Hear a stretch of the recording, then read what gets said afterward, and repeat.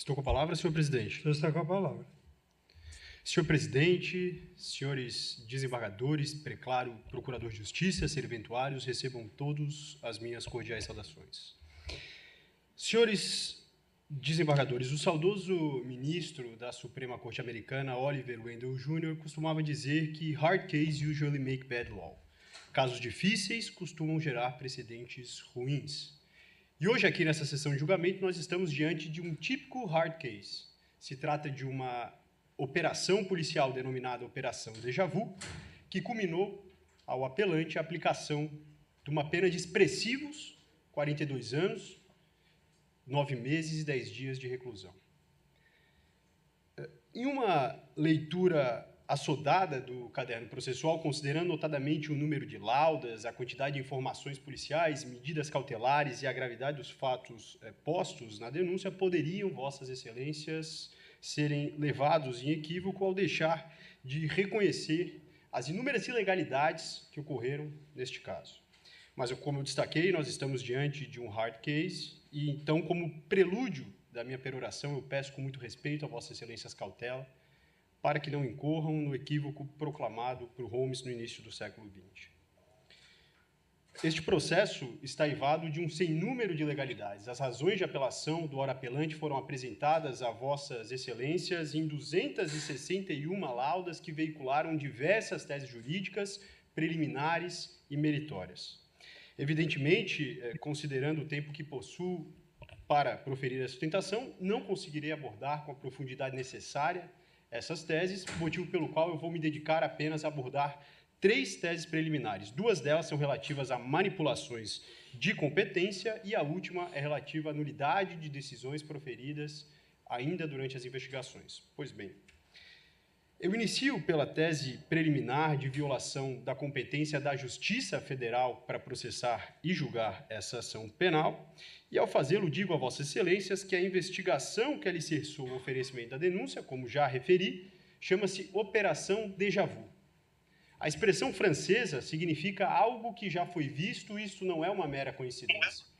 O próprio delegado de polícia assumiu que esta investigação, Operação Déjà Vu, é um desdobramento, é uma continuidade de uma investigação anterior, do ano de 2014, daquela mesma delegacia que foi chamada de Operação Esmeralda.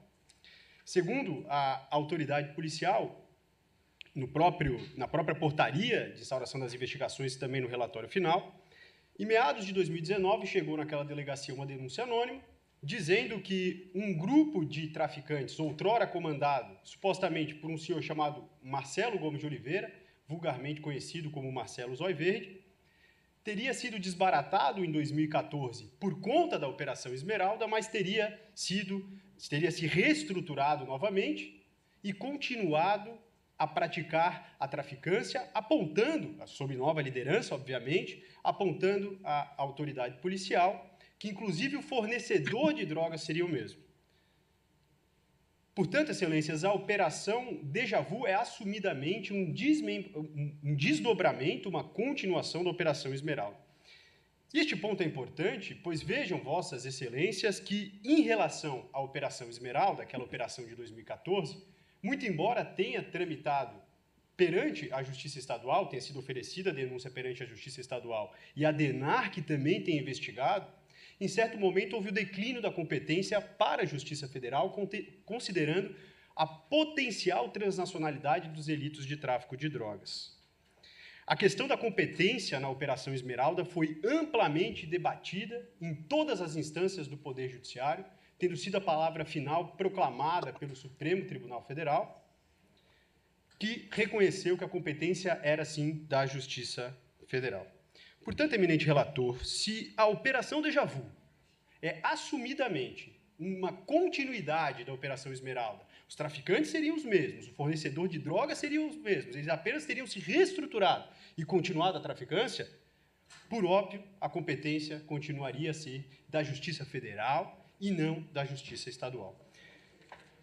Aliás, vejam, vossas excelências, que há uma persistência, no mínimo obscura, da DENARC em investigar fatos que refogem a sua atribuição por serem atribuídos constitucionalmente à Polícia Federal.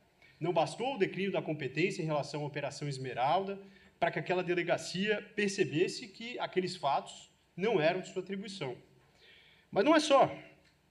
Se não bastasse o fato da Operação Déjà Vu ser um desdobramento da Esmeralda, os mesmos critérios elencados pelo Tribunal Regional Federal, STJ e STF para fixar a competência da Justiça Federal se aplicam a este caso. O principal critério, e o mais importante, foi a proximidade do local onde as drogas eram carregadas com as fronteiras da Bolívia. Neste caso em específico, Excelências, os acompanhamentos realizados por policiais da DENARC comprovaram que as drogas, em tese, eram carregadas em caminhonetes nos municípios de Vila Bela da Santíssima Trindade e Pontes e Lacerda, ambas no Mato Grosso, ambas fronteiriças com a Bolívia, produtora, portanto, da cocaína.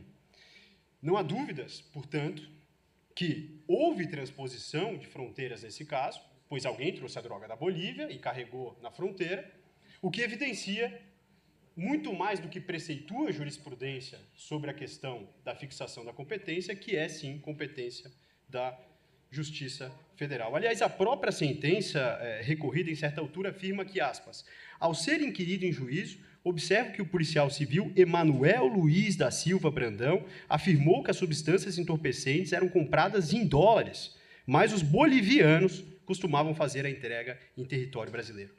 Houve transposição de fronteiras neste caso, Excelências.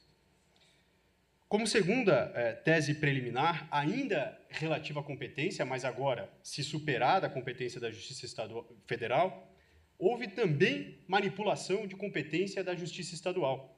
Porque vejam, Vossas Excelências, que a chamada fase velada da Operação Déjà Vu compreendeu 9 ciclos de interceptações telefônicas e outras medidas cautelares.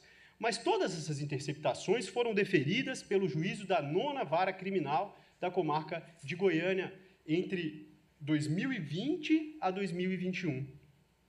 Mas, como bem sabem Vossas Excelências, este egrégio Tribunal de Justiça, em 2019, editou o Decreto 2026 de 2019, que criou a Vara Especializada em Organização Criminosa e Lavagem de Dinheiro. A competência, portanto, nesse caso, em razão da matéria, é competência absoluta.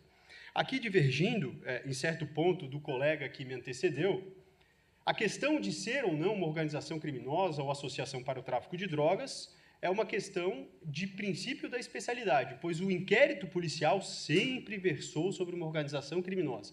Esse era o delito estampado na portaria de instauração das investigações.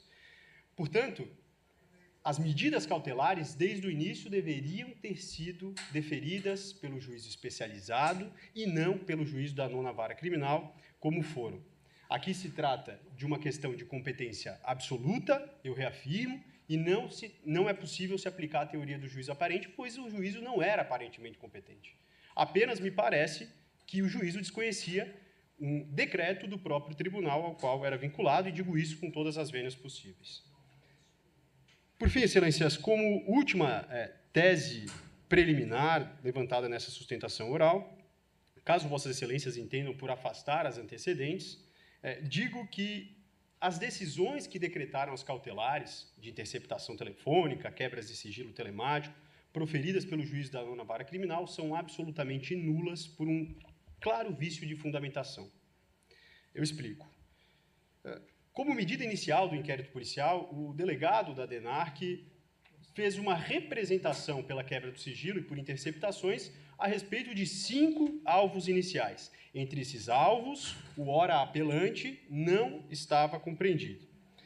Após a implementação, o deferimento desse primeiro ciclo de interceptações, houve uma segunda representação pela qual, além de pedir à autoridade policial pela renovação das medidas em relação aos 5 primeiros alvos, se pediu para incluir novos alvos, entre eles o ora apelante. Quando essa representação chegou ao eminente juízo da 9ª Vara Criminal, o que fez Sua Excelência foi apenas copiar e colar uma primeira decisão que não fazia qualquer referência aos novos alvos, entre eles o apelante. Vejam, Vossas Excelências, que não se trata, neste caso, de uma fundamentação insuficiente, mas de inexistência de fundamentação. Como alguém pode ter o sigilo quebrado com base em uma decisão judicial da qual não era alvo? Eu registro aqui que o Superior Tribunal de Justiça, em uma operação bastante similar à presente, a Operação Sevândia, no ano passado, reconheceu a nulidade das decisões, tendo em vista que o juiz, naquele caso, para decretar medidas cautelares de interceptações, se valeu de manifestações do Ministério Público. Aqui vejam, Suas Excelências, que a nulidade é mais grave, pois a decisão usada não faz qualquer referência ao apelante. Senhores desembargadores, me encaminhando para o final da minha peroração, eu afirmo novamente que estamos diante de um típico caso difícil. Os fatos são graves, isso é verdade, mas as nulidades conjuradas, todas postas nas razões de apelação, também são. Este tribunal, enquanto instância revisora, tem o dever de sinalizar às instâncias ordinárias e à Polícia Civil que é preciso, sim, investigar com rigor e com profundidade a prática de crimes. Mas é preciso, em casos como este, que os fatos são graves, maior respeito à legalidade.